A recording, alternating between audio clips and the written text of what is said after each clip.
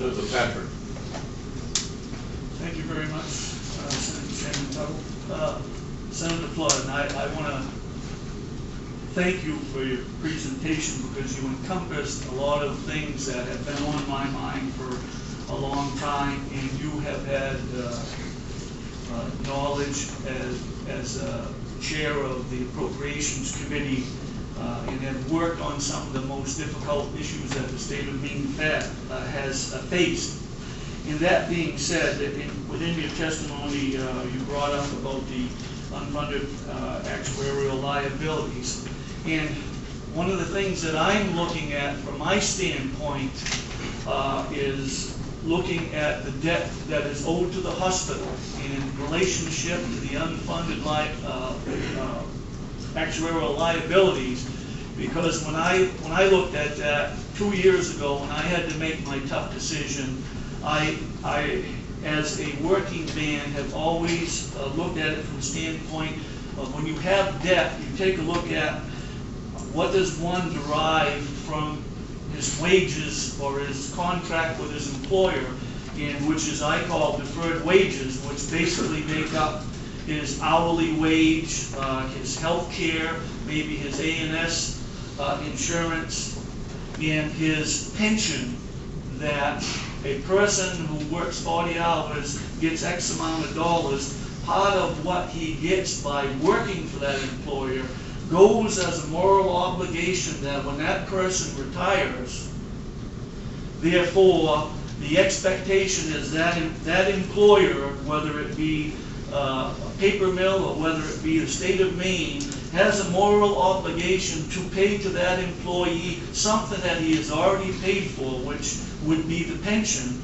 Right. So my question would be basically is kind of, what is the difference between the debt owed to the hospitals and the debt that was owed to paying back the monies promised for retired state workers and teachers? Is there a difference between the two as far as a moral obligation?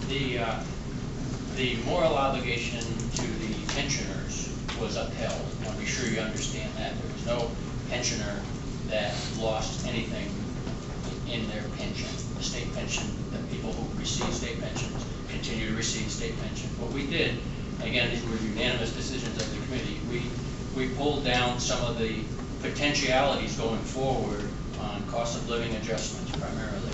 And the cost of living for many years had been 1%, 1.5%, less than 1%. The fact of the matter is, Senator Patrick, that the wording in our pension system at the time said, from an actuarial standpoint, up to 4% could be paid on a cost of living adjustment. The fact that we hadn't given any at that rate was becoming obvious that the simple fact that the language stated you could give up to a 4% increase in a retirement pension made it incumbent upon the pension system and the state of Maine to fund fully the 4%, even though we hadn't given a 4% increased cost of living for many years. So we simply changed the language. It was a very powerful change in language where we said up to 3%. That brought down, that simple tone, that simple change brought down the actuarial liability significantly. And were none of us not briefed and informed for weeks and weeks from the pension system and from the actuaries, we wouldn't have understood the complexity and actually the relative simplicity of making that step to make that huge change. So going forward, we put brakes on the cost of living adjustments, put them for the next for the past 2 years and the next year at the consumer price index cost of living, and on a $20,000 basis. So we maintain that obligation. The obligation to the hospitals is one that I think is more current. It's just like a flowing 3-year, has a kind of a 3 or 4 year flowing obligation. And I think that because of the DRGs and APCs that we've implemented with the hospital payment system, that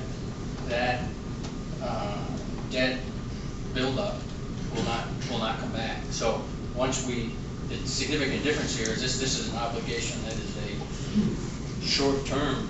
It's an obligation that's going to, once eradicated, not likely to come back in at least those huge amounts.